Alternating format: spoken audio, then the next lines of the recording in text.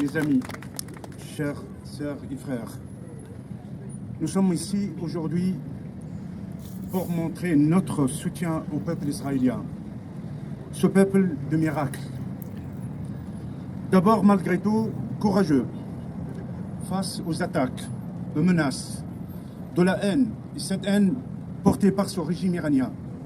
Le régime iranien, celui de Mollah, l'ennemi numéro un du peuple iranien, l'ennemi numéro un de l'islam et des musulmans au monde entier, et aussi de l'humanité.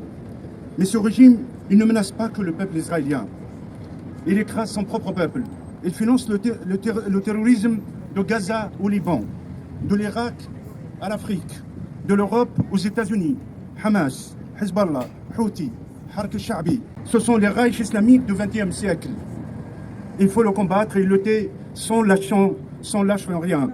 Vive le peuple israélien, vive le peuple iranien, vive la paix, vive la liberté.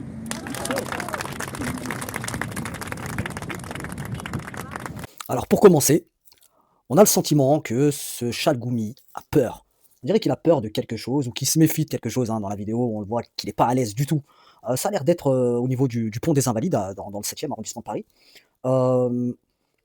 J'ai pas les mots pour décrire ce qu'il est en train de faire. Je sais que c'est pas passé dans la presse, c'est pas passé dans les médias, c'est quelque chose qui a été filmé d'un téléphone de quelqu'un qui était dans le public. Et bizarrement, comme c'est pas dans la presse, à la limite, quand c'est dans la presse, son discours, on le connaît un petit peu, hein, mais là, il n'est pas dans la presse. C'est-à-dire qu'il est en train de lire un texte qui est parfaitement français, et si le texte est parfaitement français, ça veut dire qu'il n'a pas été écrit par ses soins. Et donc, j'en viens à ça parce que dans une précédente vidéo que j'avais fait sur Chalgoumi, j'avais plein de commentaires qui me disaient Chalgoumi c'est une marionnette, etc. Et à ce moment-là, je comprenais à moitié. Maintenant, j'ai très bien compris, on lui passe des textes, ça doit être la même chose en télé, et puis lui, il se contente de répéter ce qu'il y a sur le texte, sans peut-être même en comprendre la signification. J'en doute, mais c'est possible, vu son niveau de français.